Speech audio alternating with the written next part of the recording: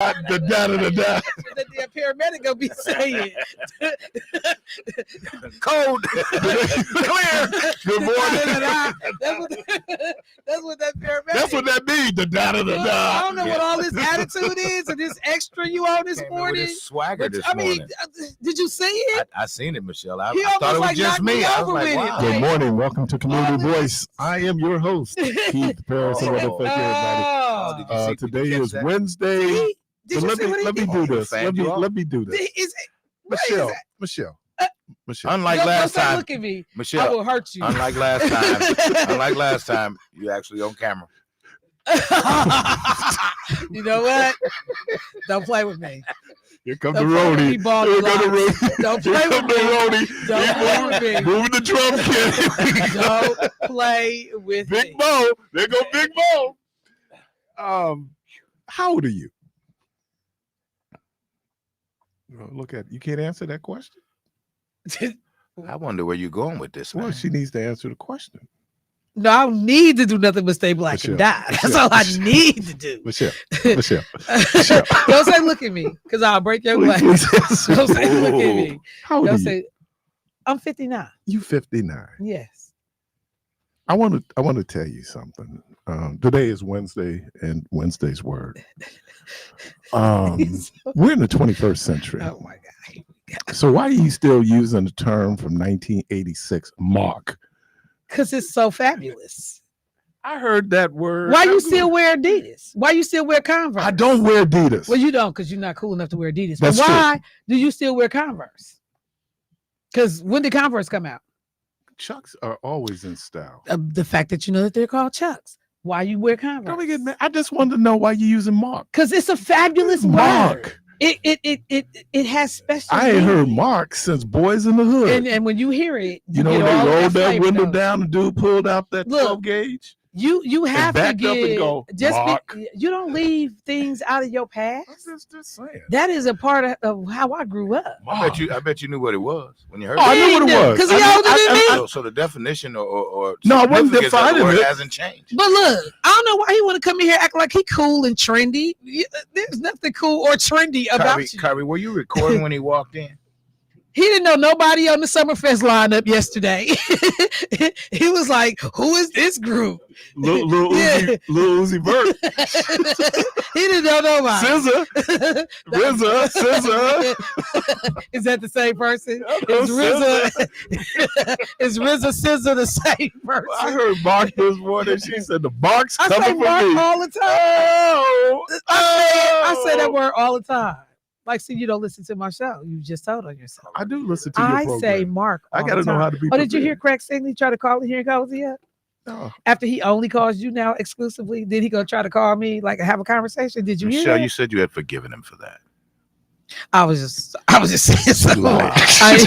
I was lying. You did. You said you had forgiven him for that. I was telling the story. Let me respect my mama. I was telling the story. You know what? Real quick, and today, folks, you know it's Wednesday, so we're gonna do Wednesday's word. I had a question though yesterday when you all talking about John Brown, Yes. and one of the fascinating things about abolitionists were they were anti-slavery, Mhm. but they were still white supremacists. I mean, yeah. They A lot of people. I believe so they, even though that I'm better than you. yeah, That I don't want you like living next to slavery, me, but I don't want you. I don't want you living like that either. I don't think it's right. but they still didn't see black people as being fully human. I mean, I don't know that they didn't see him as being fully human. You just ain't no humans I want to get down with. You're not. I mean, but you know, it's like people that saved in some cases. I'm saved, and I want to be around you unsaved. You say? Examples. Oh. Totally examples. Hypothetical. Hey, let me be clear. If I was, I've been baptized in the whole nine. that's the thing that has been. Does you know, baptism But it's a wear lot of off? people like that. Can your baptism wear off? Because if it can, Can that's your the lips perfect wear example. off? Can your lips let me wear tell you off? what Pastor That's Wazzle that question. Pastor Wazzle said you went in the pool a dry devil, then you came out a wet devil. No conversion at all. You just hit the water and heated up the water where you hit the water. Is that what Pastor Wazzle said? He used to say that all the time. That's When a blasphemy. dry devil come out a wet devil. Yeah. Okay. Okay. Because I want. Yeah, I'll wait. Go Okay. ahead. Caller, welcome to the program. Thank you. Good morning. Good morning. I'm calling regarding the situation that took place at KinderCare at 7677 South Howe. Mm-hmm. It was my great nephew Mm-hmm. that was exposed to cocaine. Okay. And this kid is 1 year old. When the mother took the child to the hospital because he had scratches on him, she noticed that something wasn't right. Mm-hmm. She took the child to Children's Hospital. They examined the child, and they took a urine sample. Later on that evening, the police came to their apartment to tell them that they was going to take the other kid into further investigation, and the parents asked why. And they told them they found cocaine in the baby's urine. And they invited them in with their dog so that they could check the house to see that there was no cocaine there. The police went the next day to the daycare and found cocaine residue in the infant room.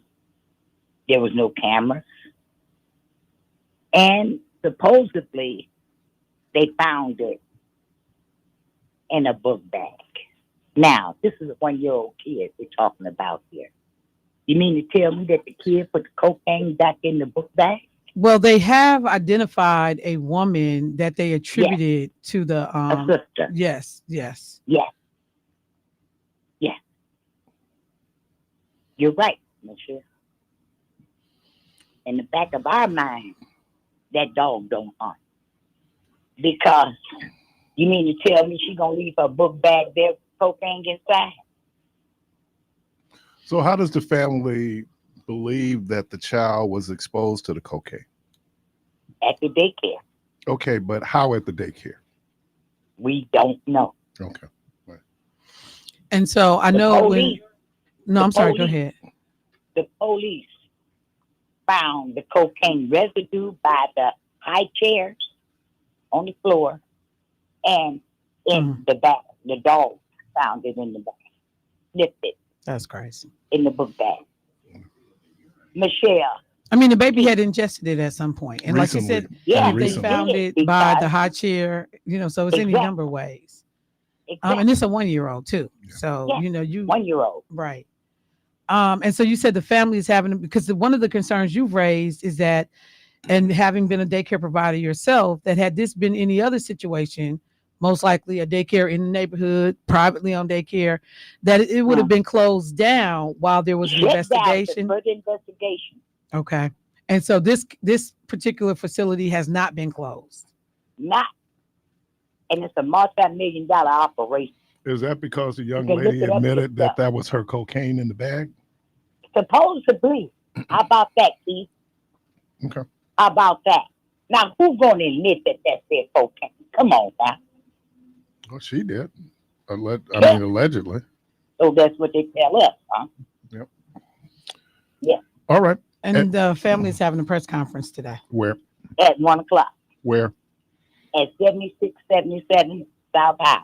Outside the daycare center. Yes, sir. Okay. And what is the family asking, ma'am? What is it that the family wants to see done? They got to go. You can look, Michelle, yourself. Google it. They got more violations than Carter got here. You know what? And that's one thing. Channel 12, I think I had them on this morning, which I rarely do, but they ended up posting, I think it was Channel 12, and they put up a list of all of the violations of all of the KinderCare establishments here in the area. And so it was a lengthy list. So yeah, there was a news outlet that began to look at all their history of violations as well. That's right. And it's sad to say this, but who in the hell is a CEO? We looked him up too. Now, I don't know if the man is Republican or Democrat. I have nothing to do with that. What I know for a fact is that this is a multi-million-dollar business. But they'll close down your little rinky-dink mom-pop shop daycare until further investigation. So why isn't this being done in the same manner? Hello. Okay. All right. And then all daycares are required to have cameras in their room. Certainly in the didn't have infant one room. in the infant room. How's that starters? Well, that's how we, when Kennedy was over at her daycare, remember she lost her little braid? Mm-hmm. She got caught in, she was doing something, she got caught in the thing. Well, they had it on camera. And so they could tell her mom what happened was her hair got stuck and she pulled it out. It wasn't anything anybody had done, but they were able to document it. Because there was cameras. There in was the cameras facility. in the room, right? The one thing I will say is that hopefully, and on that side of town, I don't know exactly who the legislator is for that area, but that you also flag it and work with your legislators because they have the ability to talk to the Department of Regulation and Licensing about what's going on, why this facility is being Franklin? able. That's Franklin. Why they would be they said Oak Creek on the Creek. radio. Oh. But why they would be able to operate or what should be the guidelines. So if you have not involved your state legislator in this conversation, I encourage you to do that because we get to ask a different set of questions than even the family may think about, or take the questions of the family directly to the department that's responsible for allowing them to stay open. You said that there was a possibility when they went out to the Wait, home. hang on one second, Keith. What did you say, ma'am? We've been on that phone line, Michelle. You know who the state legislator is for the area? Oh yeah. Okay, perfect. Yeah. Okay. We've been on the phone line. All right. Okay. And Michelle got named Paul, that is the South Regional DSW worker. He told us that they didn't have no violation. And then we threw them all over to him. Yeah, that's what I was getting ready to ask you. We did that. We did that already. No, that's what I was going to ask you in terms of because Child Protective Service got involved when they came out to the home. Right. Why then, when Child Protective Service then report to licensing, right, that there is an issue. I guess somebody ain't reported to somebody. Well, you know what? I'll make the call from the 4th Senate District office today. It's not our area. I'll reach out to the legislator's office in the district just to make sure that, we're not stepping on toes, but we let them know because you're over here in our district that, we're reaching out on behalf of the family and the community, quite frankly, to understand what is going on by way of Child Protective Services and, should this organization be allowed to operate until this whole thing is fleshed out. So I'll make that call from our office today. Thank you. Yes, ma'am. Thank you. You have a blessed day. All right. You too. All right. All right. Joking, are we? What is Wednesday's word? Did you put it up, Carvey? Yep. All right. Wednesday's word is fear. Fear is defined by psychologists as fear as a protective primal emotion that evokes a biochemical and emotional response. Fear alerts us to the presence of danger or the threat of harm, whether that danger is physical or psychological. Whereas the biochemical changes that fear produces are universal, emotional responses are highly individual. It's where we get fight or flight from this whole idea of fear. And so it was interesting, the conversation you were having earlier. And I guess what really got me on this was since 2021, I want to say since 2021, we have had 5 Black trans individuals killed, and is flying in Milwaukee. Is flying below the radar. And so what it came up with, this whole idea of phobia and fear of others, and homophobia is one of the more prevalent phobias that we have, where there are people out. But I found it very interesting that there are no protests, there's no alarm. I don't know where that comes from. So today is fear. I'm going to share with you what Americans fear the most. And then I'm going to ask you all questions in terms of what some of the experience you experienced and whether the impact of fear on politics, religion, personal relationships, etc. So Can- Wednesday's word is fear. So before I go, if I can, sometimes I wonder, is there a line between fear and disdain? Because the most classic example of what when you're doing your setup that always comes to mind is counteract sentencing phone. Jeffrey Dahmer's last victim. That 14-year-old boy should still be alive because 2 Black women called the Milwaukee Police Department and said that there was a child in the streets, butt naked and bleeding from the buttocks, and that there was something going on. The police arrive. Jeffrey Dahmer is allowed to tell the police that this is a lover's quarrel.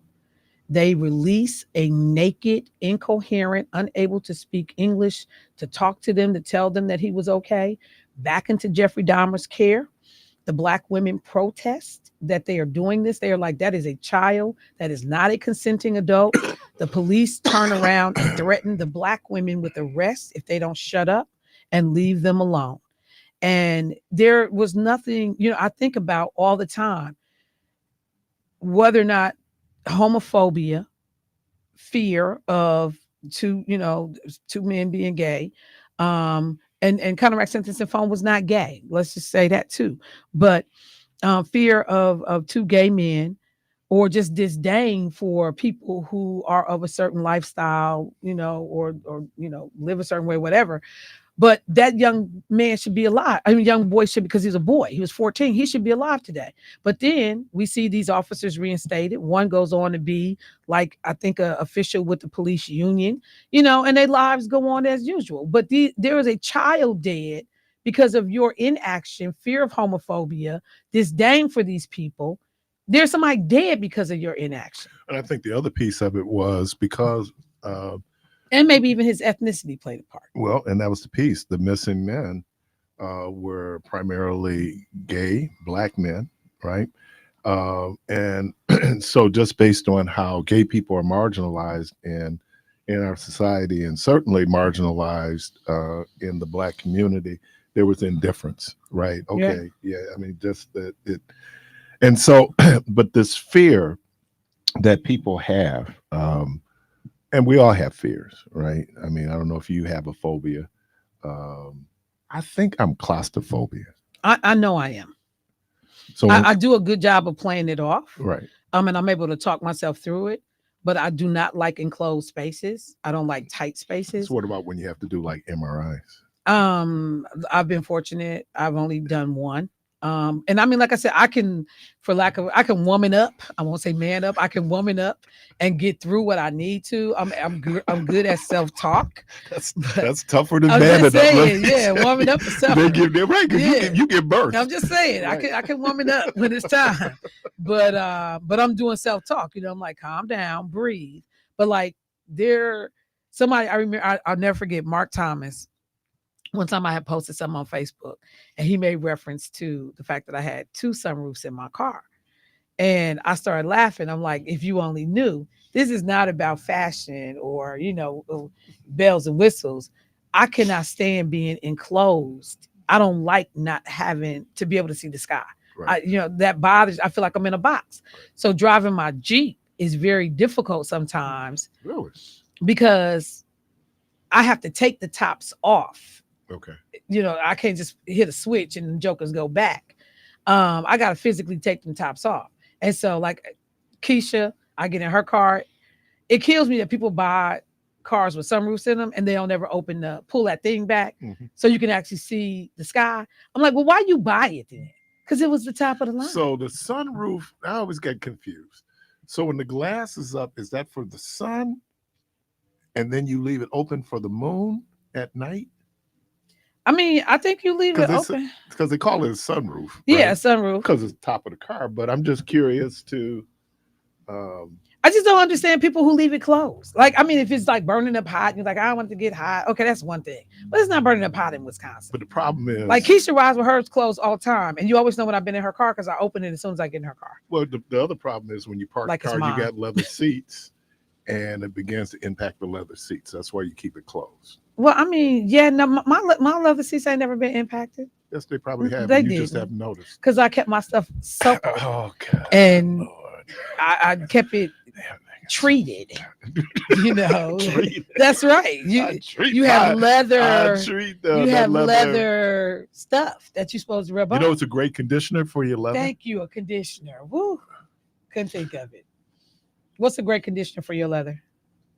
Your booty, Coach. Coach. Yeah, I heard there was naked booties.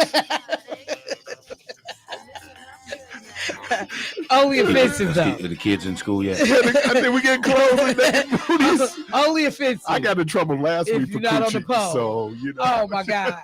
As soon as I walked in the house, somebody said "coochie." Coochie. I Talk said, about Mark. Is that from the I 20th said, century? thank you. I said Keith said that. I did not say that. You're listening to Community Voice. It's Wednesdays. Wednesday's word is fear.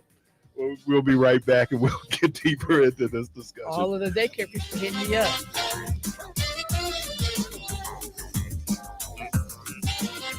Hello, I'm Vanessa, co-chair of the Juneteenth Vendors. I am Frank, co-chair of the Juneteenth Volunteers. Juneteenth is fastly approaching and space is always limited. So if you have an interest in being a vendor, you need to sign up today. Juneteenth would not be successful unless we have volunteers. We need volunteers for a multitude of different areas. So companies, corporations, organizations, Divine Nine, even families, please sign up to be volunteers today. So call Northcott Neighborhood House today at 414-372-3770. Vendors and volunteers call today at 414-372-3770. Thank you.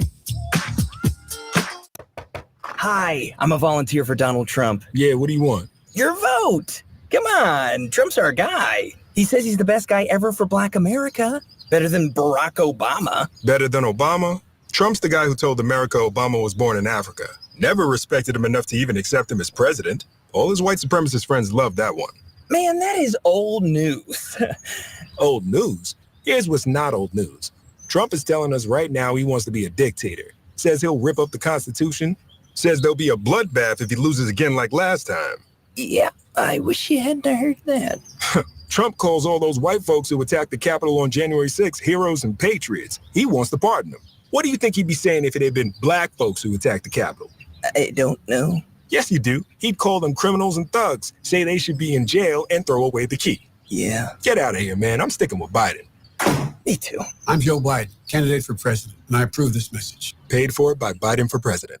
Hey Milwaukee, get ready for a breath of fresh air with Community Heartbeat, your go-to show for health and wellness in our vibrant city. Tune in the last Friday of every month to join us on a journey toward a healthier Milwaukee. Community Heartbeat is not just a show, it's a movement dedicated to bringing our community together through wellness. Call in during our live show the last Friday of every month from 7 a.m. to 9 a.m. Share your thoughts on social media using hashtag Community Heartbeat, and let's build a healthier Milwaukee together.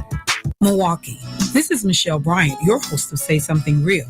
When President Joe Biden wanted to talk to Milwaukee voters, he called WNOV. And welcome President Biden to Milwaukee and to WNOV. How you doing today, sir? I'm doing well. Had a great event downtown, and I'm at the headquarters now, and we're feeling really good. It's a great day. We have a lot of 1,000 volunteers going out here in Wisconsin, out of Milwaukee in particular. So we are ready to roll in Wisconsin. Well, I tell you what, God love you.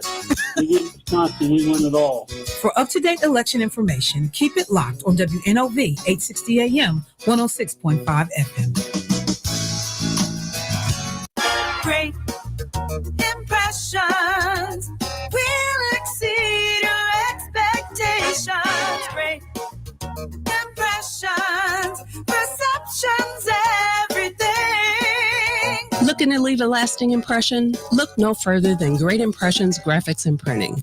With over 25 years of experience, we're your one-stop shop for all things printing. Whether it's custom invitations, banners, apparel, or high-quality on-time funeral programs, we've got you covered. Planning a family reunion? We'd love to help. Visit our website at greatimpress.com or give us a call at 414-536-7646 to start your next project today. We're here when you need us. Great impressions, perceptions, everything. Hey, This is Quabana Anton Nixon. Catch me Tuesdays through Fridays on WNOV 860 from 3 to 5 p.m. with culture, community, and conversations. Pull up, you on the porch with Quab. That's Tuesday through Friday from 3 to 5 p.m. on the new 860 WNOV and 106.5.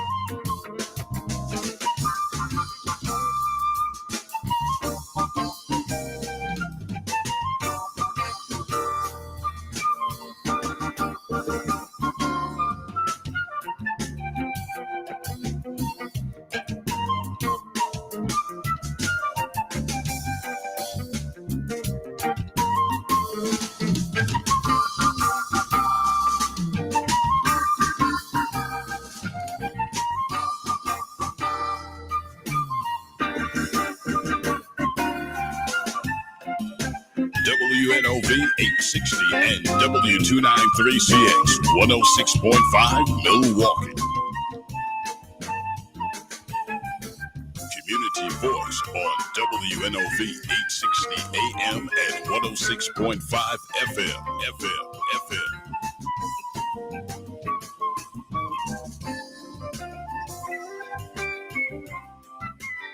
Welcome back to Community Voice. My name is Keith Parris. It's like he reminded himself of that. My name is. My name is. Somebody get my name tag. Go ahead, Eminem. My name is. My name is. My name is Keith Parris. Keith Parris, just in case you don't know. Again. And this is my Easter speech. Oh, wow. Talk about phobia. Easter fear. speech? Yeah. That was traumatic? Yeah. That Really? Getting up in front of people, just Getting up in reciting, front just of people, remembering it. remembering And just it. say, he rose again. He rose from the And I'm dead. struggling That with was traumatic. Man. Just be like the other little kids that just stand there and look at you. All right. So let's look at the most common specific phobias in America. Number one, claustrophobia. Mm. The fear of being in constricted, confined spaces. Something she just admitted to. Yep. Aerophobia, fear of flying. This is a great movie. Arachnophobia, is spiders. fear of fight. Oh, dude, I got to fear insects. Mm. Emetophobia. Emetophobia, the fear of vomiting. Ew. Oh, this is the one. I know I can do this. Anybody? Hypochondria? Fear of becoming ill. No. Zoophobia, fear of animals. Not me. Aquaphobia, fear of waters. Not me, even though I can't swim. Never learn to swim. Carvey said, what about triphobia? What is triphobia? What is it? Fear of holes. Holes. Like holes in the ground? Like, wait, what? The hell was it? Keith went somewhere else with that. Holes. Oh, like in a honeycomb. Just a whole bunch of holes.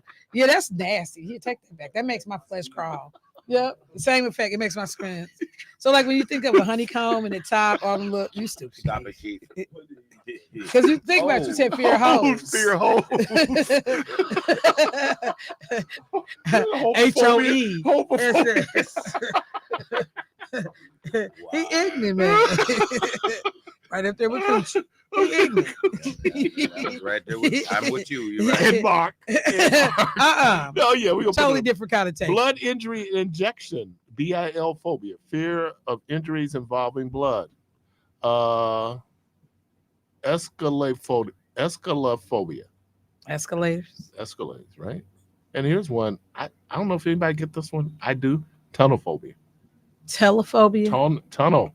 Tunnel phobia. Yeah. Oh, fear of being in the tunnel. Yeah. Like you ain't gonna get out. But I'm gonna tell you what I don't like. You've been in the Lincoln Tunnel. Yeah. You've been in the Hollow every day Tunnel. because that was when we was kids. It was the bomb. You was Right. excited to go through the tunnel. I always thought It but, was- but if it ever leaked, because it's Yeah, under one is right. under the East River. Yes. Right. And so you going in. So basically they dealt East Hudson. Yeah, East. Yeah. Yeah. Hudson's West, East. Right. Yeah. And so you go in. I remember the first time going in that tunnel. Cause you grown. Yeah. Oh, yeah. See, as a child, you don't know. It's all like fun, man. People have fear of clowns. Yeah, I know people That's that a do that. real one. I Yeah. never. So all these phobias that we have. Just like like it's some people that like lose their mind if you ask them to get on a roller coaster. Yeah. Completely lose their mind.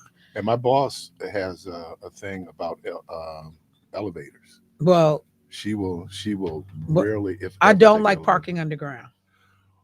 I do not like. Say Kate's. I can't stand. Say I Kate's. can't stand Say Kate's. Is, a man. lot of the parking, like when you're trying to go to some of these events, I do not like parking underground. And some of them, you like 3 and 4 stories down. I'm like, this bullshit. Where you can't get a signal for your phone. I do not like parking underground.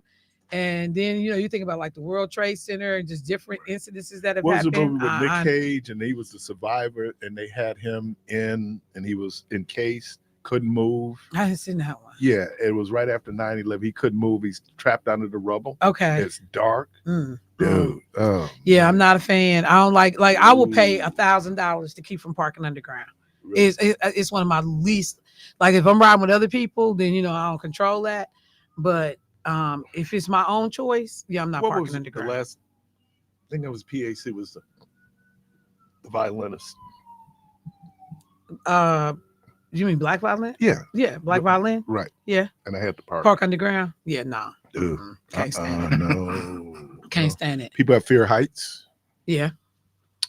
Caller, welcome to the program. Shalom, family. Hey, what's happening? My sister. Man, you really kind of sucking up to her right now, man. No, it ain't that serious. I called back. Oh, it's that and after I heard the comments, I'm like, wait a minute, what did I do? Did I hurt your feelings? Wait, what you say? Did I hurt your feelings? Oh, you gonna say it like that? Yeah. you gonna say it all Ralph Transman?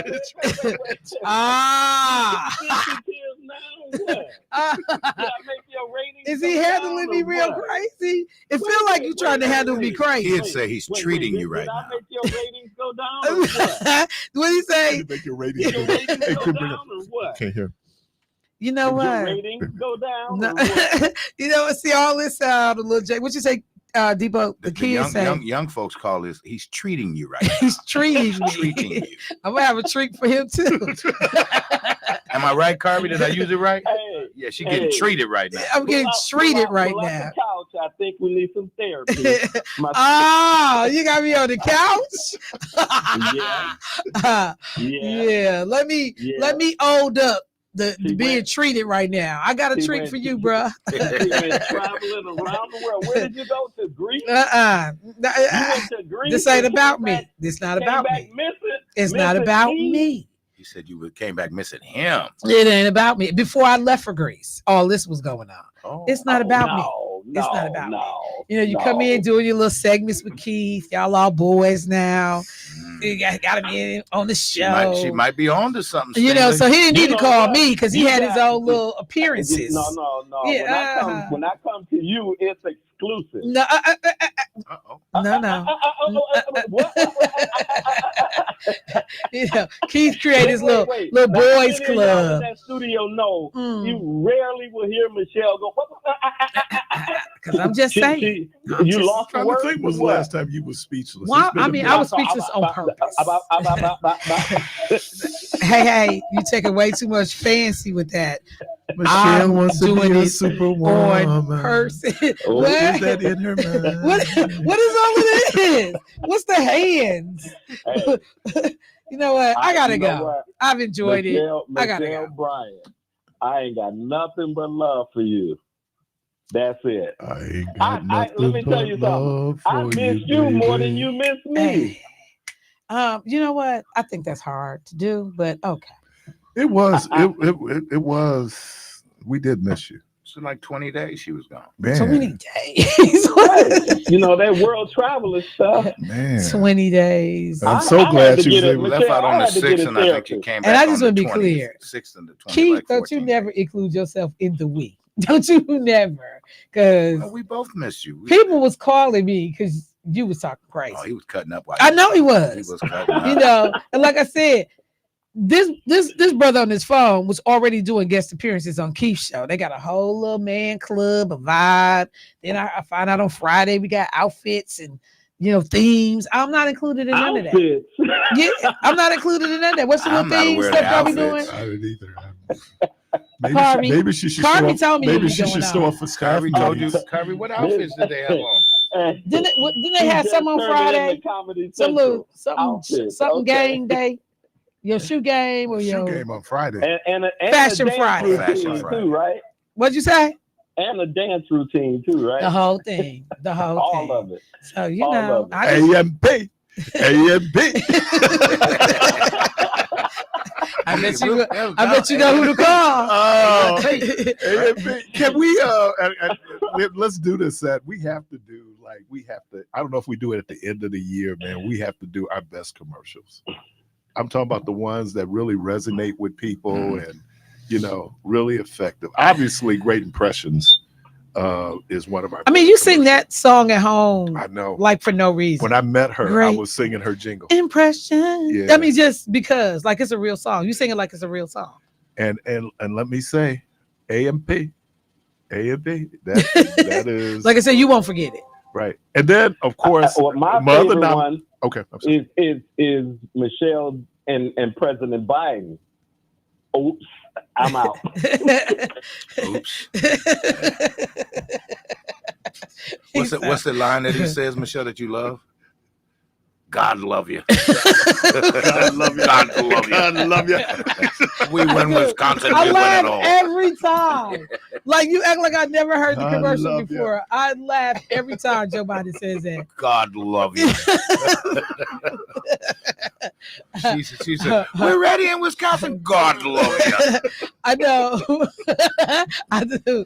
But I remember when I used to do the midweek flow, people would come up to me, just random. If you think for 5 minutes that I don't have an opinion, and I was just like, okay, like that became the line. That was a good spot. Yeah, but And of course, our attorney, our criminal defense attorney. the one I had never heard before. You've never heard that one? I know it now. Oh my God! What is it? The commercial? How? I'm trying to figure the law firm. What's the? Yeah, I know which one you're talking about. Yeah, where he talks about real criminal. If you murder, murder, I know. embezzlement, whatever it is. Look, and We got immediately when I first heard it, and he said murder, I did Cat Williams. Murder?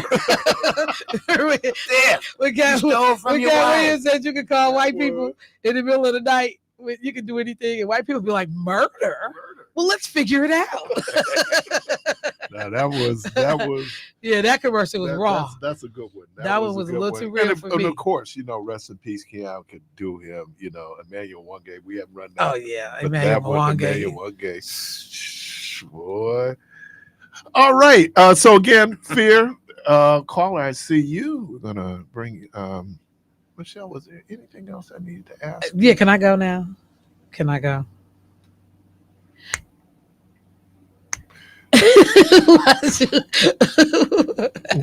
Caller, welcome to the program. Good morning to you, Mr. Parris. Assalamu alaikum to you all. Good morning, Brother Christopher. Yes, yes, ma'am, Ms. Bryan. Thank you for taking my call. You all were talking about fear, right? Yes. The word fear. And I was thinking, well, the scripture says that fear is the natural consequence of sin. So that's the book of Genesis. And that's interesting because I heard a Catholic priest say this. He said that fear is the opposite of faith.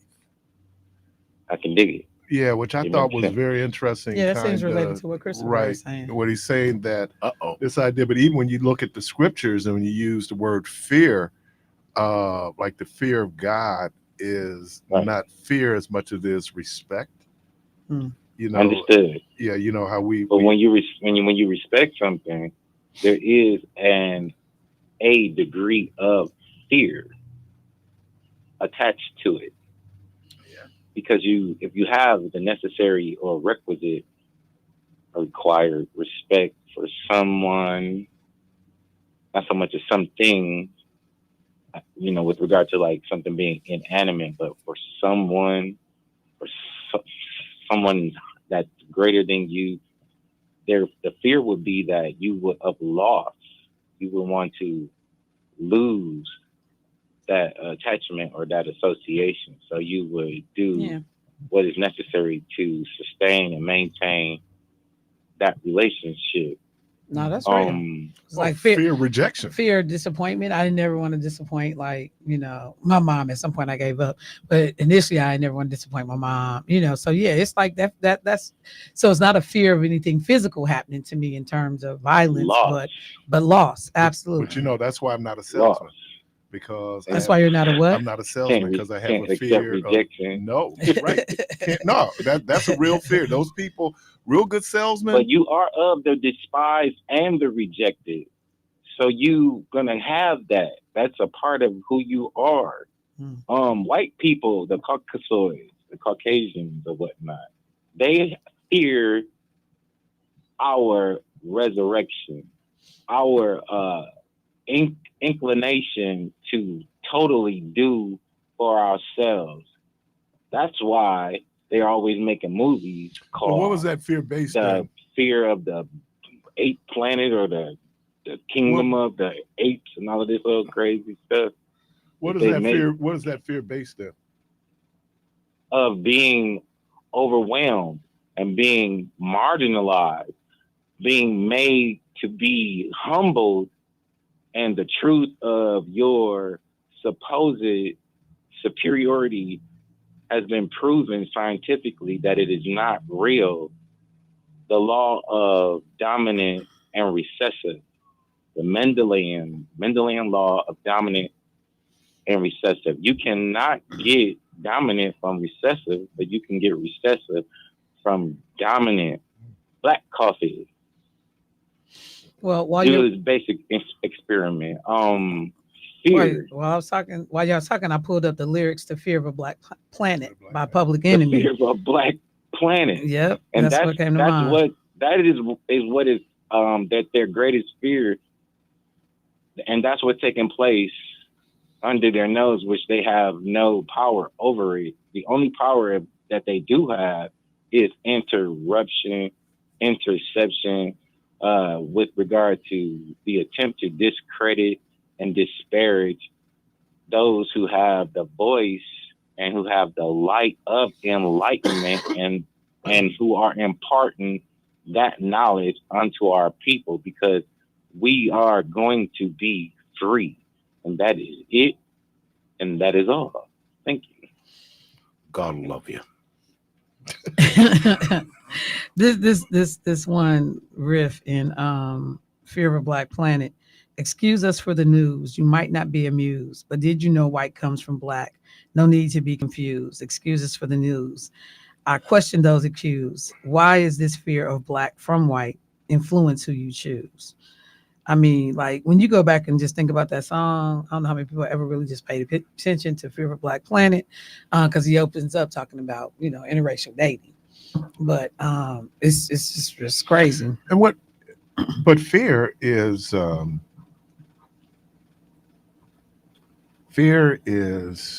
first of all, and this is the obvious, fear is real. Definitely. We all experience that as part of our biology. As a matter of fact, our survival is based on fear. But when you then get into things like anxiety and phobias, now it's getting on a kind of on a mental health kind of level where people are very fearful of. So let me ask this question: is fear healthy? To an extent, yeah, because in some cases it stops you from doing reckless stuff that could actually physically harm you. You know, so I think that on some level fear of pain, like, so yeah, I'm not going to do certain things because I'm not trying to break something, or I'm not trying to be in surgery because I did something crazy. So no, I'm probably not going to drive 120 miles an hour, even though I could. So do you think fear created lying? Lying? Mm-hmm. Like Yeah. literally to tell a lie? Mhm. Yeah, that's why people be telling folks tell the bill collector I ain't at home. Like even on something so simple, but like you would think grown not folks simple would when- not when be you- afraid to Now, tell your lights somebody might be I can't out. pay you right now. So you don't want to be in the dark, so you're gonna lie. Exactly. So I mean, like even on something so small, well, not small in the big scope of lies, or the big Let scope me of ask things a that could question, happen. kind of in line with where you were going with that, Keith, but maybe just a little different. Fear, can it play out in your health? Yes. Of course. Oh man. Like you said, anxiety. We talk about it on sweats, Tuesdays. cold sweats. So what about can't something sleep? like vertigo?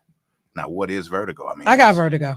So, but is that a fear of what? No, in my case, I vertigo was told is that like it's crystals that balance. literally become loosened and throws off your equilibrium and your balance. So it's a physical, actual thing. Vertigo. I have it. Yeah. So it's not predicated or based off fear of No. anything. Vertigo, literally. Because they talk about like sometimes you can feel like loose crystals. And I don't remember all of the details, but And it's also caused by viruses. yes. Right. Yes. I mean, because Gary. Because I never had it, and then all of a sudden I got it, and they're trying to figure out how. But yeah, so that's a physical. It's a physical thing, but person. Let's say you're feeling the panic, intense anxiety, sweating, abnormal breathing, accelerated heartbeat, trembling, hot flashes or chills, Scared to death, choking sensation. Where you seize, chest pains or tightness, butterflies in your stomach, pins and needles, dry mouth, confusion and disorientation, nausea, dizziness, headache. And if you let me just do it from a public speaking perspective. The butterflies and pins and needles, that's really real. I mean, in terms of, I told people that part of this, because I would just tell you how traumatic it was to do Easter speeches. And I don't know if adults realize how difficult that is, unless that kid is just a natural. There's some kids, they start off show business. I mean, like I literally just talked to my son yesterday about putting Atlas in summer camp in acting or theater classes to help him, like he a clown. Atlas gonna chit chat. So you gonna have a thespian in your family? Yeah, I mean, hey, I'm just saying, I want him to be a great public speaker, and to be comfortable with Somebody audiences. gonna call in. He ain't no lesbian. They call the baby a lesbian. He ain't no lesbian. Cue me. She gonna call right away. She gonna call right away. But yeah, but you don't really think about that people have a fear of speaking. It's just like, just say it, just get it out. Like, yeah. And then you I got never suffered kids from who are any of standing that, above adults. Children are very fearful of judgment. Certainly when it comes to judgment from adults. That's why. Or disappointing them. Right. That's why I was you were just saying, trying to please your mom. Right. And you go after a while, well, this ain't gonna happen. This dog ain't gonna hunt, right? But no, I mean, in terms of that fear of disappointment, this is why it's very difficult for parents to have conversations, not all, but parents having conversations about sex with their children, right? Because you're trying to have this conversation based on the health piece of it. The kids are really fearful of being judged, in terms of their desire, whether it's real or not. It's a fear, right? And so I would never, and I still have never, had an in-depth conversation with my mother about sex, right? I'm really... I wonder, is it different male to female versus having had the conversation with your dad? Or your mom having to have a conversation with your daughter. Right. Because as I, often found myself with my son, it's some things, bro, I don't know. I don't know what it means when certain things happen for you because I don't experience that. I don't have those things happening to me. And so there were times when I certainly appreciated his dad's conversations or his uncle's conversations with him because there were things literally I have no clue about because they're not my experience. So I think it would have been maybe easier with the dad, Well, but even then, that could be a little tough. I mean, because, we're getting close to 10. It's it's having a discussion. It's hard. I would not. I would have never thought I could ever go to my mom and talk about the anxieties I might have felt as a teenager, certainly around the subject of sex. Yeah, no, I didn't want to talk to my mother because all she had to say is, "You better not get pregnant." Like, lady, go somewhere. It's more to this conversation. Well, what does that mean? If you're thinking about it, you better not get pregnant. Like, and I did anyway. Do you guys think that ever made a difference? Not really. Wait, what do you mean? Did it make a difference? Whether you had that conversation or not? Oh, it made a difference for me because, like, I would have had birth control. Had my mother, like, because, like, dude, let's not play. I'm already active, so we need to. There's no shot treat. She was hot. I had a baby at 18. Kind of like that mic. I wasn't hot. I had one boyfriend. Get it right. We're not. Well, you can be hot with one boyfriend. No, I was not hot. Hot implies something else. Oh, sorry hot, about that. Hot implies multiple boyfriends. And that's the other piece Her of it. tail is hot. But that's the other. That's the judge. Other people. That's the judgment piece of it. But yeah, but not, I mean, why am I judging you for having multiple boyfriends? You're not gonna judge. Yeah, I was a senior in high school when I got pregnant. Okay. But I'm just saying, like, I would have had birth control. My mother didn't even want to hear birth control. And no. What age did you become active? At 17 in high school. Nigga, when did you become hot? Actively hot. Actively. I know there was potential for hot, but when Carver just threw his hand up. Carver's like, I'm not listening, and I wasn't looking for you, babe. I just had to turn away so I don't cuss on this microphone at the childish ignorance of these two people. Hot at 17. I didn't say I got hot. I said I was never hot. Carver just went. Carver just went. Shots fired. Carver said she's always hot. Wow. That's worse than anything either of us have said this morning. Now one is leaving the room. God love you. Michelle, God love you. Wait a minute, hold on, wait a minute. And what was she complaining about when she got in here this morning? Being hot. That part. She's gone. Oh, I better learn how to face it. She's gone. Caller, welcome to the program. Good morning. Good morning, Dr. Wade. I don't think I have enough time, but I want to make one point about lying. All, if not most, lies are told because of fear of the truth, what the consequences of truth. Yep. And I don't think I have enough time to go into my dissertation like the others before. Oh no, me you good. You got time. Okay. I was just I think that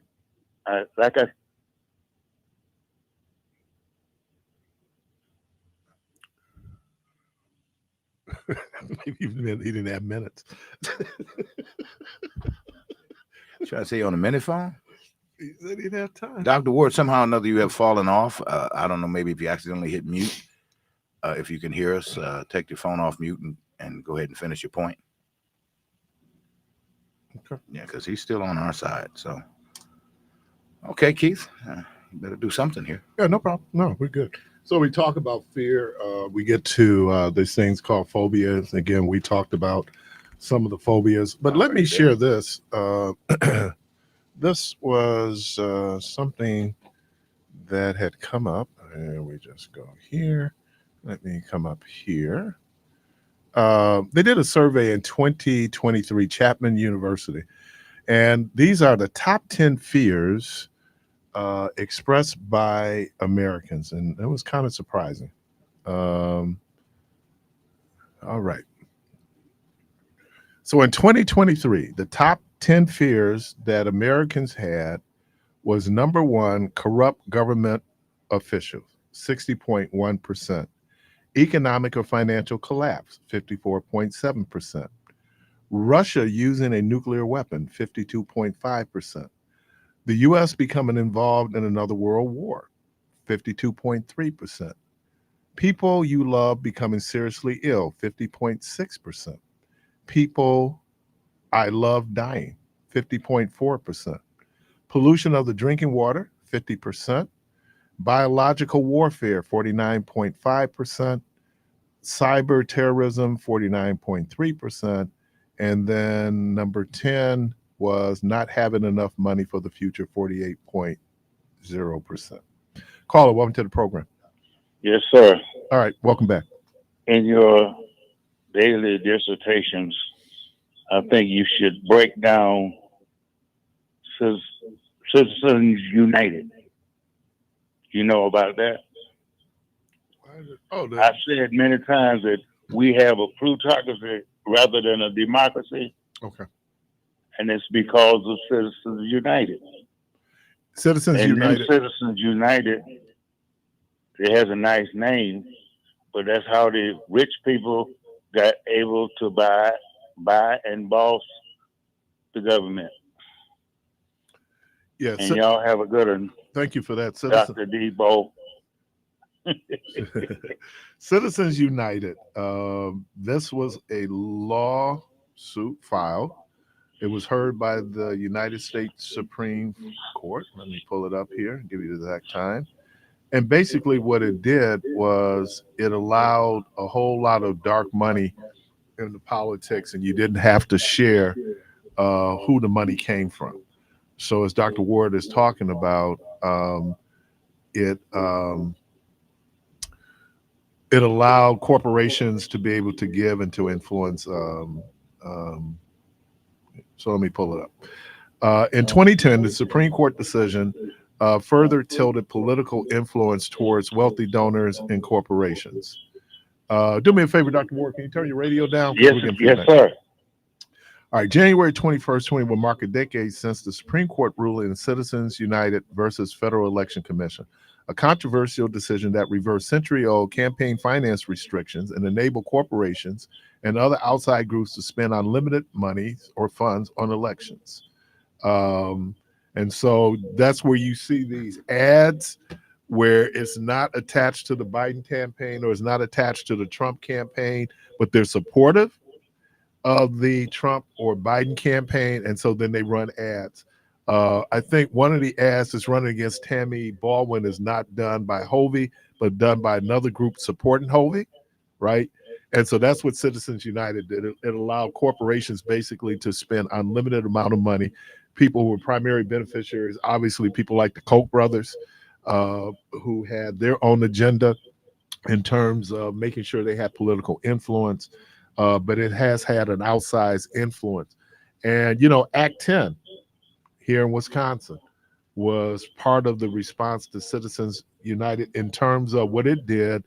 It basically, it didn't cripple, but it had a financial impact on the political action committees of unions, right?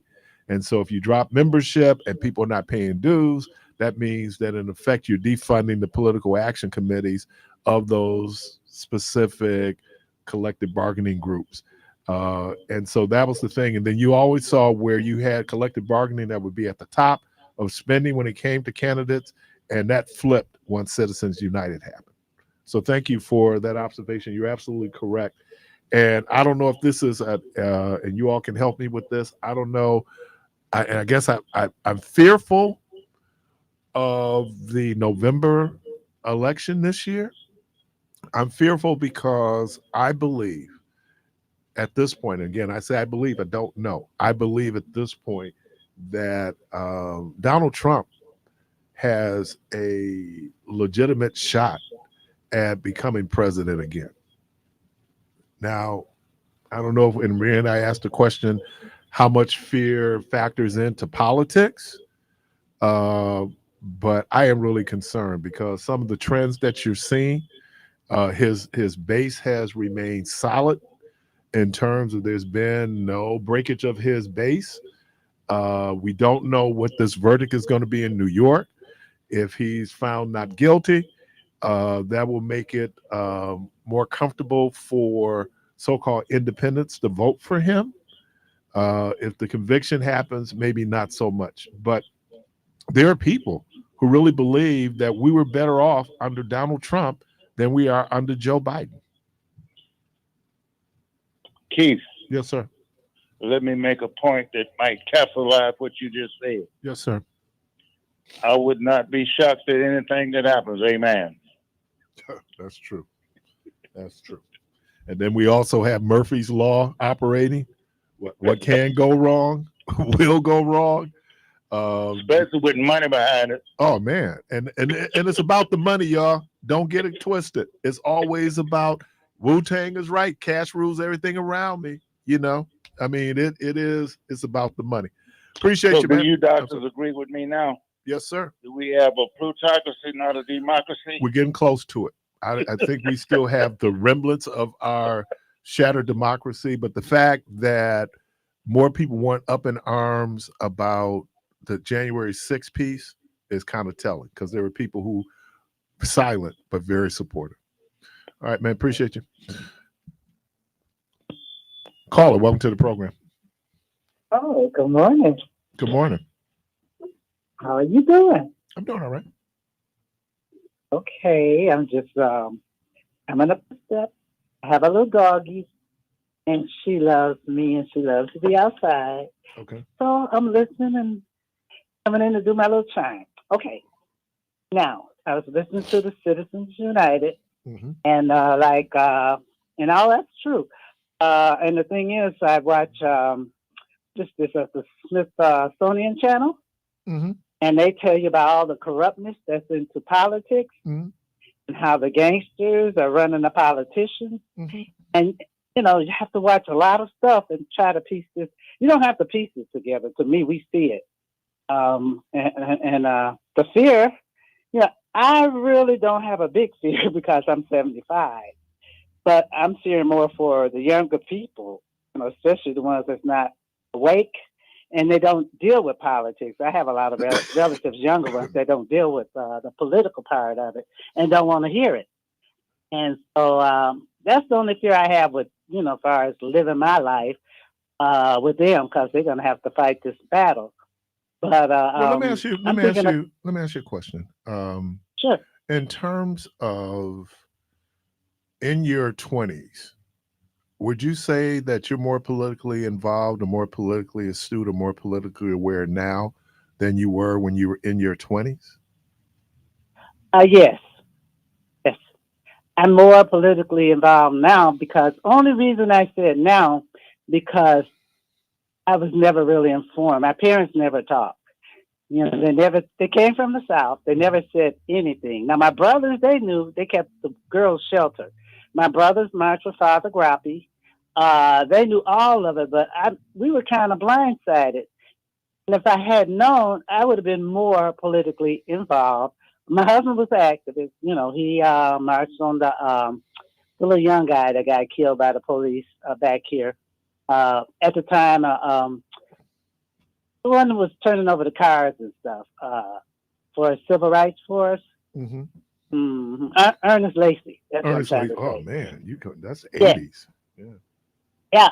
Yeah, and my husband was very involved. He was involved with the unions and stuff like that. In fact, I went to dinner one time with him, and we had some Russian people there, and we had a translator. Do you remember how old you were when you voted for the first time? Probably about 19. Okay, that's good. Because I guess the point I'm trying to make is, it was ironic that we gave 18-year-olds the right to vote in 1972 was the first national election that 18-year-olds could vote in. But it has been demonstrated over the last 50 years that young people, right, are probably the least likely to vote.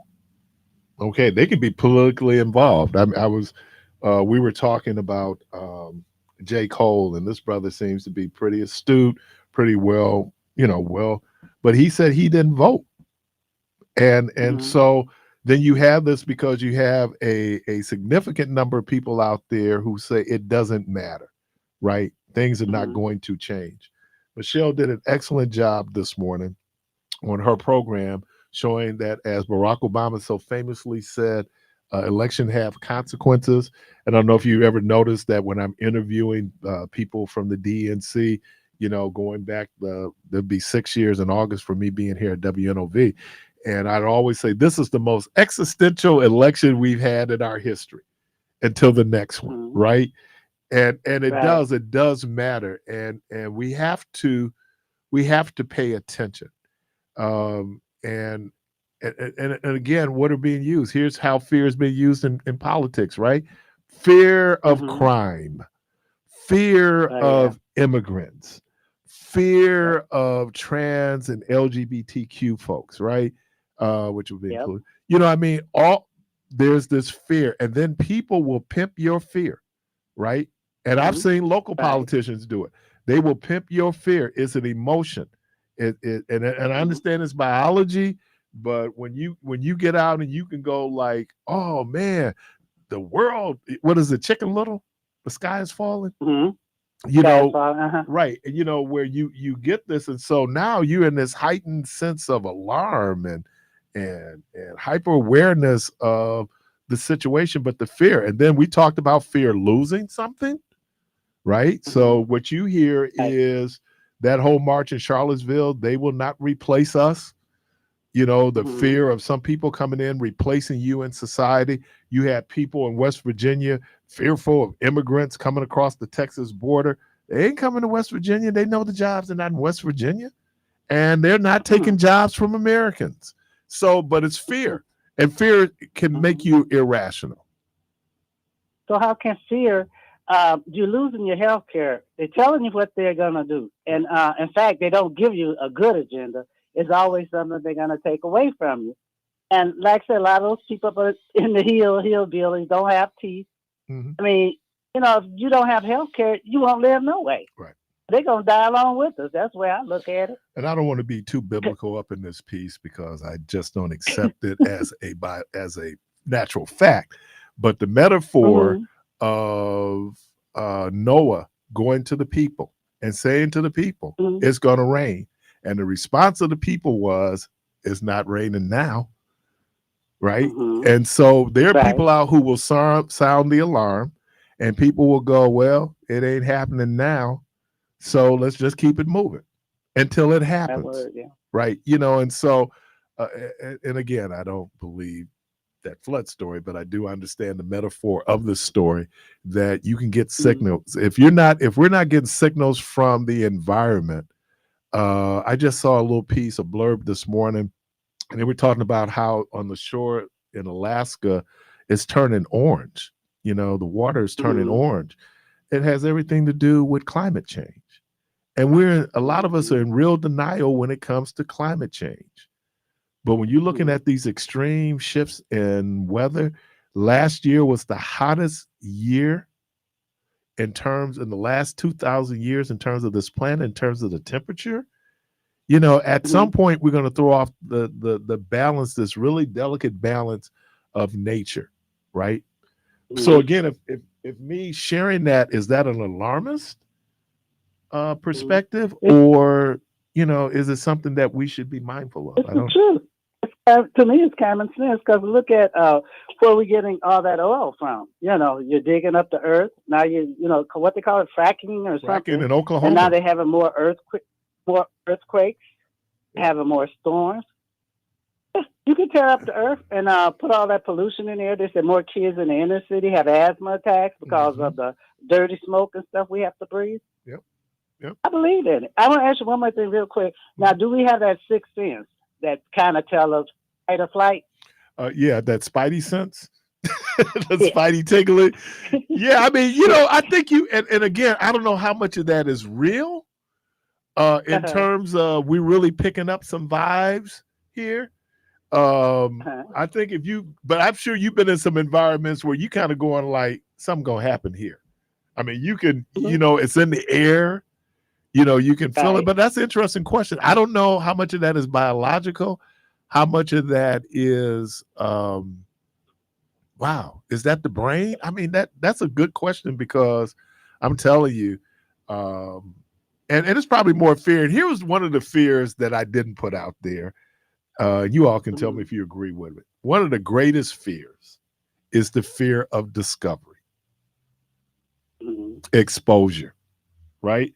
Because I asked the question, did fear create lying, right? Because Some people, not all, because I know some of y'all gonna tell the truth airtime. Yeah, right. But sometimes it's like when my mama would ask me why I did something, I had a couple of options.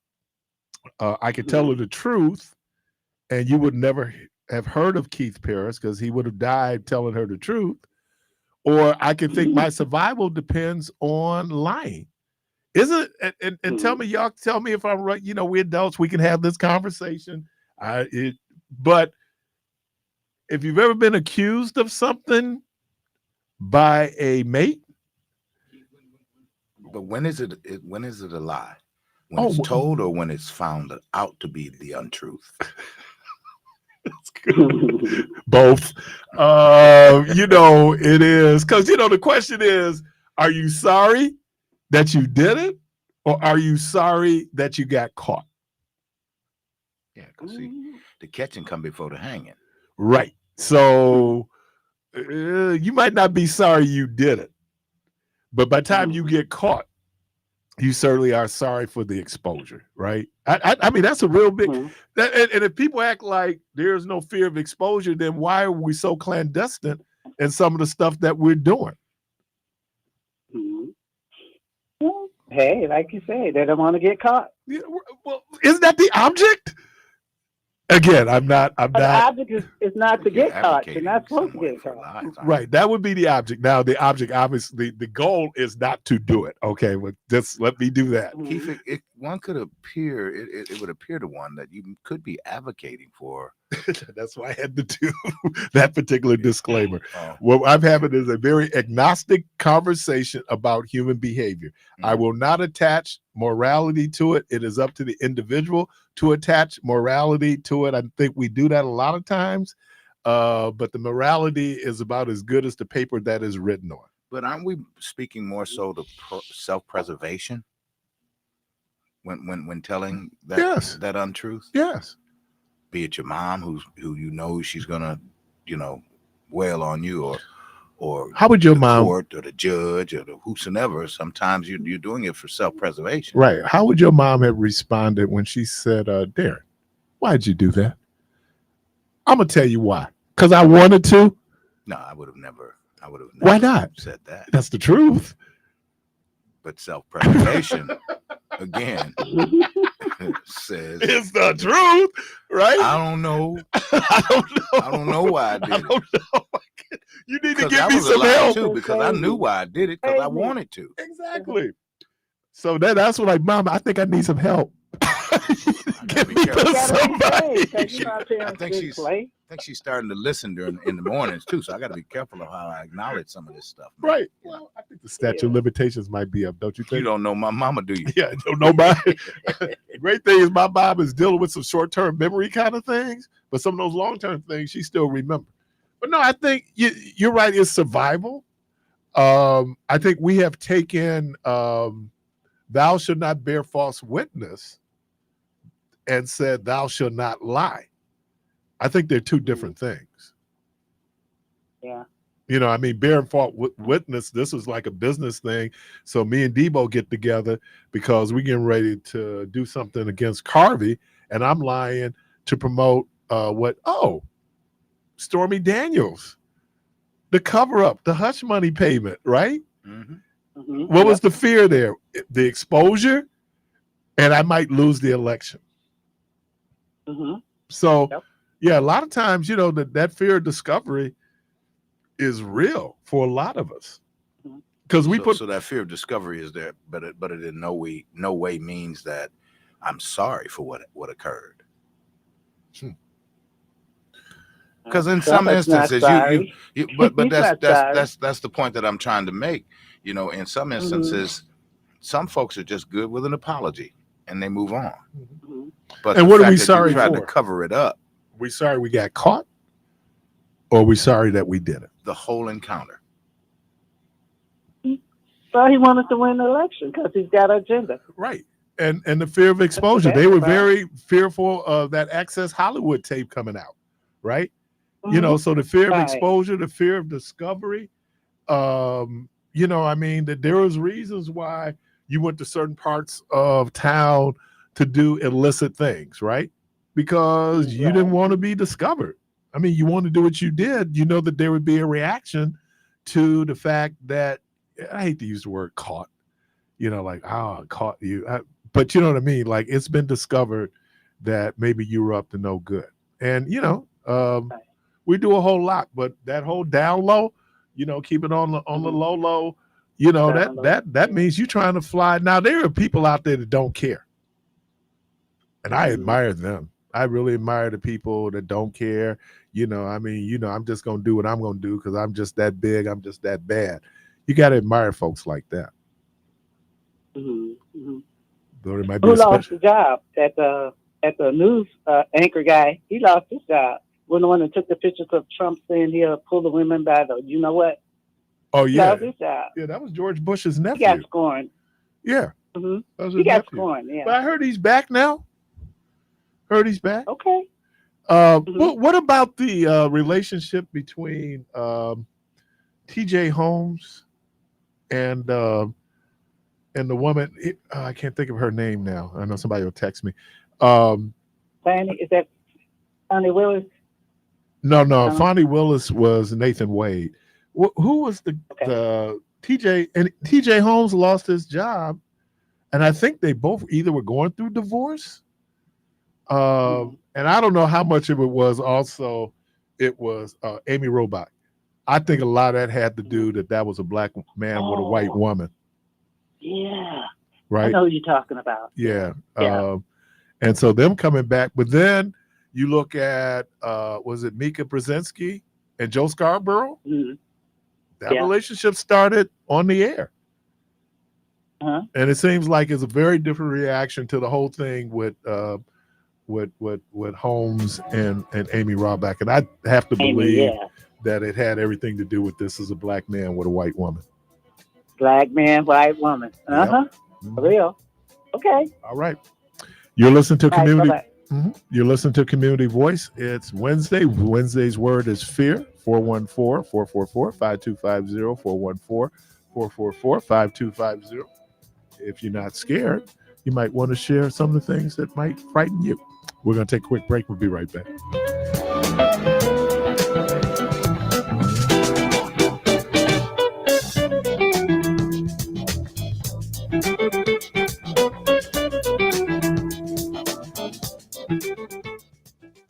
The Granville Blues.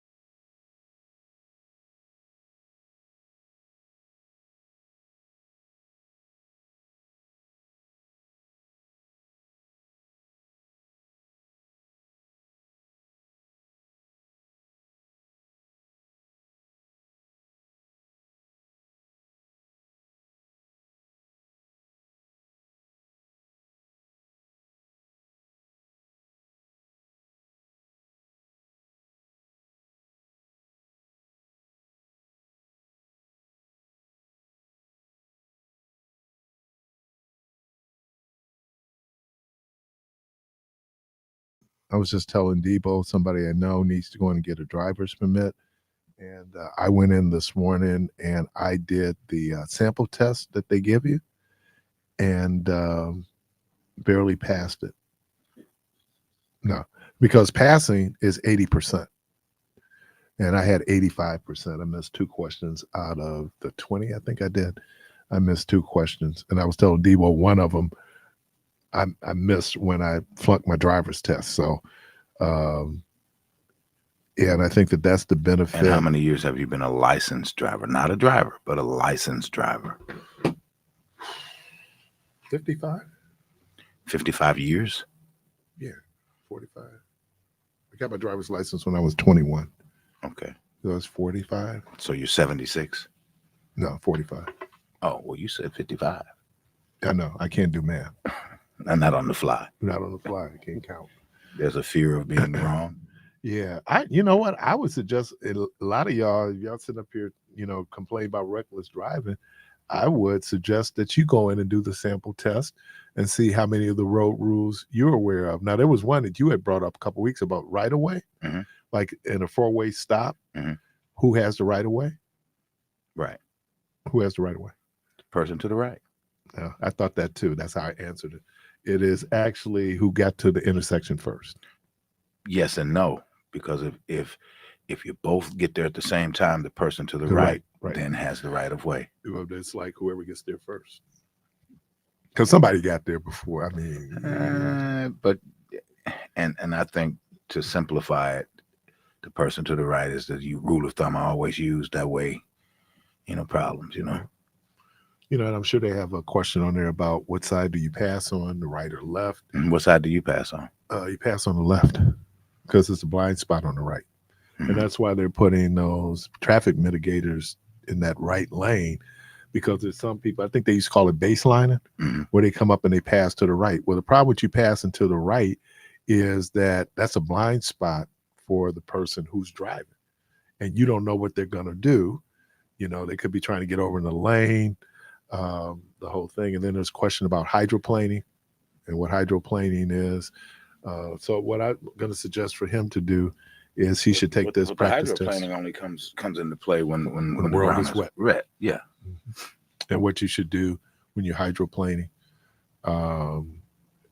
So I think a lot of us, and you were saying this how long ago it was since we've taken this written test. We might be surprised, not so much of the rule changes, but what we thought we know. And I'm assuming because I was telling Debo that just going in, they did the data. The question is the Wisconsin permit test hard? They said less than 50% of people overall passed their permit test the first time. Okay. But then we went on to say, what is the pass rate for the road test in Wisconsin? According to DOT data, 84% of 16 and 17-year-olds passed the road test on their first try in 2019. That compares to 68% first try passes for those people over 18 who are not required to take driver's ed and who need to hold their learner's permit for only 7 days before being allowed to take the road test. So the advantages of... Do they still give probationary license, or are you Yes. just a licensed driver at this point? Okay. Because there are people who, part of what I do, if your license is suspended for child support, and you need a license to, let's say your job requires something, they'll give you a probationary license. Wow. So this is really interesting. Okay, and I just got something. Jurors have started deliberation on 34 felony counts against Donald Trump. So we'll see how long they're in. What was OJ? 20 minutes. OJ was 2 hours. Yeah, it won't be long. It won't be long. So this is interesting. So I think, again, I think a lot of us think we know the road rules. We may or may not. So what I'm going to make sure before he goes and takes the test is that he goes to and find out what he doesn't know. So then he can go in and then focus in on that. But I see the advantage of driver's ed because, and they do this also, shout out to the Urban League in terms of what they do, primarily getting people their driver's license. And I think the way it happens is you pay the $35, which would be the permit, and if you pass the written test, then you get $20 back. So yeah, someone else just pointed something out to me. Too many people don't know that you're not supposed to switch lanes on a solid line. That is absolutely correct. That's right. The lines need to be broken. That's why you see those solid lines going up a hill, because it's a blind spot, because another car could be coming up and you don't see it. So and then of course when you do pass, you do not pass on the left. This is not England. You pass on the right. School buses, Yes, when they have those stop signs out, you cannot pass them. but where are they only supposed to use those? I think they use them on rural. Supposed to be rural with no sidewalks. Well, no sidewalks, right? But you're not supposed to pass. Right. Here's the other thing, and I don't know why people even think this is a bright idea. When that public transit bus is at here on 20th Street at the bus stop, you can't pull around and pull in front of them. Yeah, you're not supposed to turn right in front of that bus. Right. And there's a good reason, because you could get, and I think that people need to understand the traffic rules are out there just for that. I just saw a person who was really complaining about the mitigation, right? Oh, and people are not aware. The only people that should be running into those mitigations are people who are violating a traffic law, right? So so thank you, man. I didn't want to be on him, and I flunked it. So caller, welcome to the program. What's going on, Keith? What's happening? Good morning. One of my fears was, before y'all even said it, when somebody is pulling to my lane, no signal, and stop. Yeah. I hated this. And another thing is you can't switch to another lane while you're between lights. Oh, like yeah. If you're trying to pass, while between the intersection, you can't pass to the intersection. Right, because another car could be coming that you don't see. And also, too, a lot of people don't know too. You can't honk your horn before a certain time of day. Right, and you shouldn't be honking your horn as a signal. I think, like if you're on the on the expressway, say freeway, on the expressway, you're supposed to flash your lights. Correct? Yeah. And also too, a lot of people don't follow the traffic laws at all. They just be doing their own thing. Like you're supposed to use the high beams. You ain't supposed to use those in the world road. They just got them on there. You're not supposed to use them at all, really. Right, and the great thing about our cars now is that the lights are on, but the lights regulate based on the amount of light. So the high beams will come on if you're in I know in my car I can hit the certain dark spots in the city and the high beams will come on, but as soon as I get to a little bit more light, they shut off.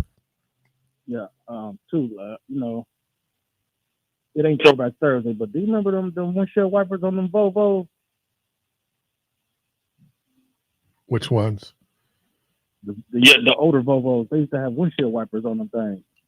On the lights. On the lights. Yeah. That got to be one of the stupidest things. I'm like, why would you put windshield wipers on the lights? The water gonna fall off anyway. Right. That was a stupid bit though. Who gonna win it all though tomorrow though? What's gonna happen? Because Minnesota ain't gonna win 3 games in a row. You don't think they lost 3 in a row? It's easy to lose 3 in a row. They lost 3 in a row, but I don't know. I didn't get a sense last night that there was an urgency for Dallas. But the problem with that is that you can have a team that can win 4 straight games. I mean, ask the Milwaukee Bucks. I know, but when the last time they did that though? When the last time a team did that? Toronto, Milwaukee Bucks. Yeah, but how many years is that? The Bucks went up 2 games? They went up 2-0 and lost 4 straight. Yeah, but that don't happen like that. It shouldn't. No, I agree with you. It shouldn't happen. I don't see Minnesota doing that. Yeah. So who do you think is the better team, Minnesota or Dallas? If we talking about playing Boston, I'm gonna say Dallas. Yeah, I think experience. I'm gonna say Dallas because Minnesota. That game right there would be a lot of turnovers if he's Minnesota and Boston because how they run up and down the court with no really no plays to be made. Dallas make plays. They run plays. Minnesota and them they just up and down the court. So I don't really see that. Well, I think, but it comes down. I was sharing with a buddy and I. We were talking about it yesterday, and we used to have a group called Preparation for the Last 2 Minutes, right? And it was a group of men and boys, and we talked about. But the whole philosophy behind preparation for the last 2 minutes was that many ball games are won or lost in the last 2 minutes of the game, right? And they've been having too lately. Yep. And so, what decisions are you making at the end of the game? How your ability to be able to breathe. Who was it when they went? What was the game that went to double overtime? What series was that? They went to double. That was the Bucks. That was the Bucks. The Bucks when Middleton made them shot double overtime. Right, and they were exhausted. I mean, so now it comes down to who can breathe a little bit more than the other person. That's why conditioning is so important. That's what Michael Jordan figured out. Like, dude, I don't have anything left, and then they've just taken advantage of you. So I don't know. I think Boston would be better the last 2 minutes. Everybody missed Drew Holiday, huh? Yeah, they miss him, but you know what? They still ain't gonna get a ring because I really want Kyrie to get his payback on Boston because they did him bogus. Now it's time for them to get his payback back and win in Boston. And let me say this about Kyrie Irving. With all the controversy sometimes that surrounds him, people forget just how great a basketball player Kyrie Irving is. You ain't catching that. You ain't blocking that shot way to the top of the ceiling and you drop it in the bucket. Yeah, you ain't blocking it. No, he was kind of the X factor. Like I said, what I didn't know was it Doncic doesn't like shooting threes. That was really kind of amazing to me because I just thought he was a better 3-point shooter than he actually is. Well, no, look the way he shoots. He's a penetrator. Right. That was surprising. I don't know why, because I always think European players are more apt to shoot threes first. But his whole thing is to take it to the rack. Yeah, but he take it to the rack. He do a lot of flopping too, man. He do a lot of crying. Come on, man. Well, wait a minute. When was the last time an NBA player fouled somebody? All of them. All of them. All of them. Guess what? Yeah, but we talking about crying and running back. All of them are crying though, man. This man, not the way. You got the eighth man on the bench crying about a foul, and it's an obvious foul. We done seen it from 4 different angles, and I didn't touch him, dude. We done seen 4 different camera angles. You mugged this dude. I was telling my guy, it's the kind of foul that if you playing football, they throw a flag. That's the kind of foul that was. I didn't touch him. Come on, man. But we're in the era from the Knicks, the New York Knicks, and the Pistons. We're in that era where you got elbowed and you just had to keep on going down. I'm from the era that you had to raise your hand when you committed a foul. Everybody remember that, old time ballers? Everybody remember that? You had to foul on 44 and you raised your hand. Yeah. Come on, man. Some of these dudes out here talking about the day. Who was it? I was talking about McConnell. My guy called me about McConnell. Dude, come on, man. You shouldn't even be playing at this level. You complain about getting fouled. Every time you do a layup, I got fouled. And you look, well, nobody even near you do. You got fouled? Hey, they don't different from LeBron James. He always crying, and he's so big. He don't even get touched. He be swearing somebody touched him. Oh, man, that's what I'm saying. There has not been an NBA player that's committed a foul all season. Not one. When I was coming up, you didn't run up on the ref and argue the call. No, you didn't do that. You didn't do that because you know what the ref told you? Your team down at the other floor playing. Right. You over there, you one man short because you yelling at me. And what happens? You also, and I think it's still with high school and college, that technical foul is counted as a personal foul. So I had one guy I used to call him Mr. Tech. That dude sat next to me so much. I never saw an 8th grader get so many technical fouls. I mean, you get technical in an 8th grader. I don't know if he's listening, but my guy would get, I used to call him, that's what we called him, Mr. Tech. because it was gonna be a game at some point where he go like, dude, you're in the 8th grade. How you getting technicals, man? Oh, that's the referee that him and Paul Pierce don't like, or the referee that him and Tyree don't like. You gonna get a bunch of fouls. That's that referee. Oh man, some of these dudes you just shouldn't mess with. If anybody, who's my guy? Is it Bill Kennedy? There's some out there. The black dude, the black guy. Yeah, with the great hair. Yeah, Man, he don't care. He don't care. He don't care. He'll call all of them on you in 1 quarter. You got 5 fouls. Man, he got who was the other guy though? I'm trying to think the other little guy that Charles Barkley got in it with. Man, that was his boy. But no, is it O'Malley? Was it O'Malley? Is that ain't the one is he still in jail? The one who was betting on the game? No, this other dude. Oh, what's this dude's name? But man, it was just like, and who was it that he had a problem with? Was it Kyrie Irving? There was one dude. It was probably Paul Pierce. No, CP3. Yeah, and him and this dude, whoever that referee was, he knew it. I mean, every game they had an issue. That's CP3. Yeah. But all right, Keith, I'll catch you. I appreciate you, man. Caller, lost call. Caller, you can call back 414-444-5250, 414-444-5250. I wonder what my mama had let me, would have let me have like braids when I was little. No, the haircut.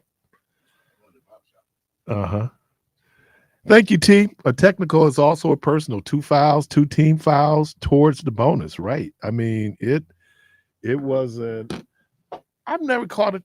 Well, as a coach, I caught technicals. I caught a technical for yelling at my player. But this one guy, man, I'd be going like, dude, I'm the coach. I'm the one should be getting technicals. That's why you sit next to me.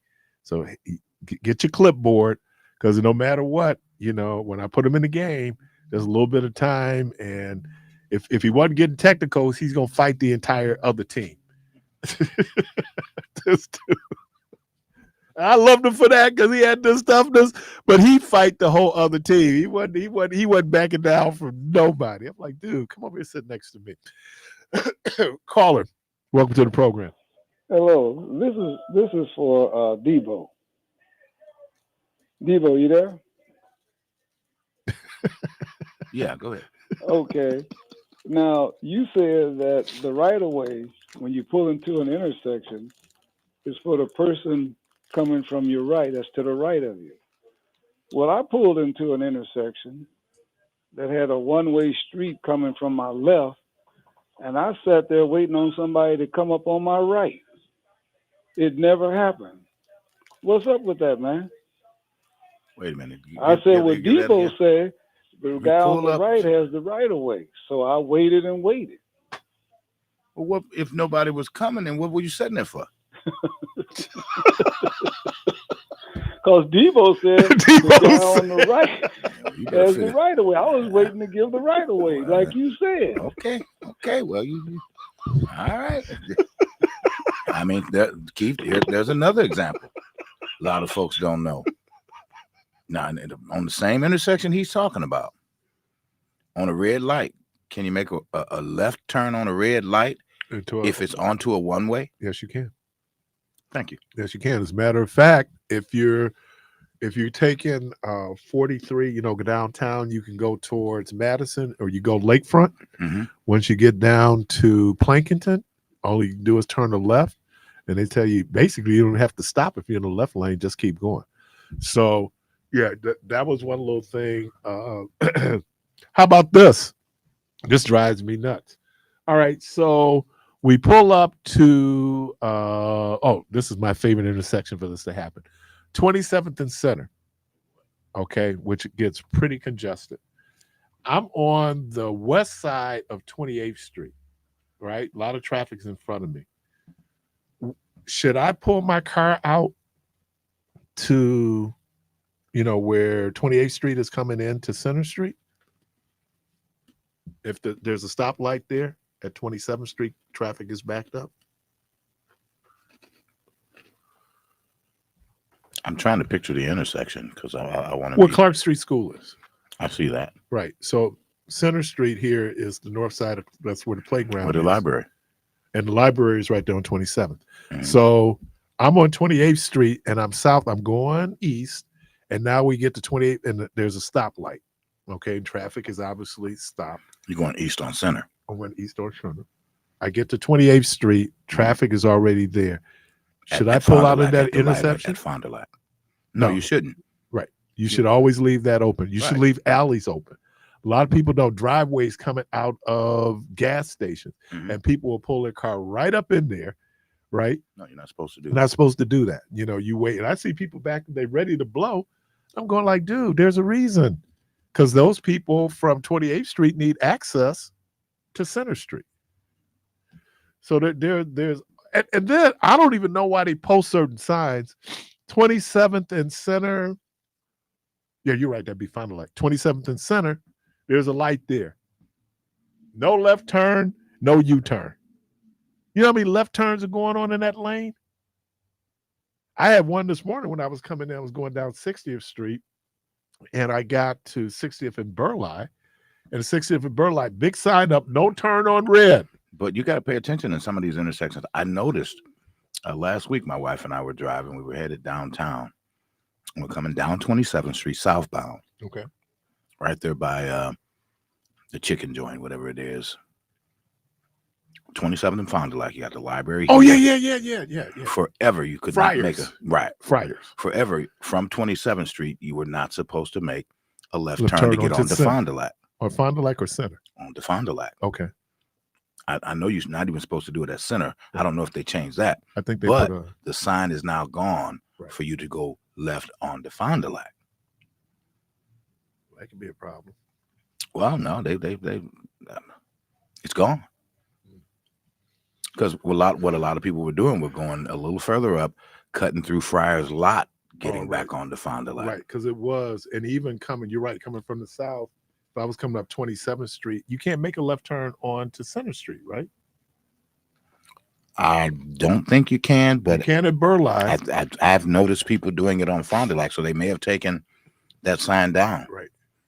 Because then if they did, then you're only going to go a half a block and you'll be able to get onto Center Street. Well, I know that right there, 27th and Center, right where what is that? The Black Historical Society. People making left turn and two signs up.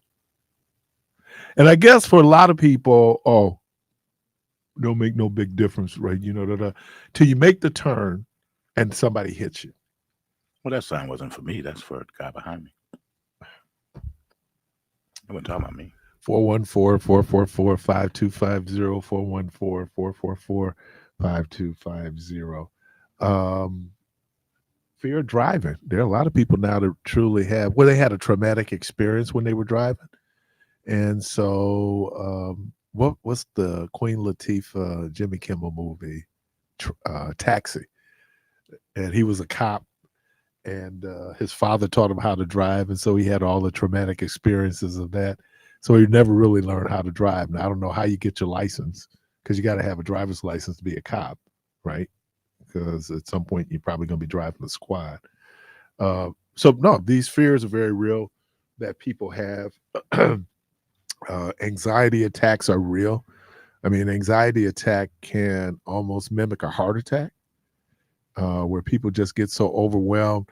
I was so embarrassed because this has never happened to me in terms of a public presentation. We were doing Health and Human Services. Child support is merged into Health and Human Services on the county level. Before that, child support was on a little standalone, I'd say agency, but a little department. And so for a lot of practical reasons, that was done. And so we're doing presentations. DHHS is sharing, they're large because I'm a huge department in county government. And so we were coming in to give people a little background on child support. So they asked me to do the presentation because I teach something called Child Support 101. So I get my little presentation all together. Then come in and found out that I only had 15 minutes which is 30 minutes short of usually, because half an hour to 45 minutes. And I'm doing this presentation trying to get in as much information as I can in the 15 minutes. And I hyperventilated and I had basically a mini anxiety attack.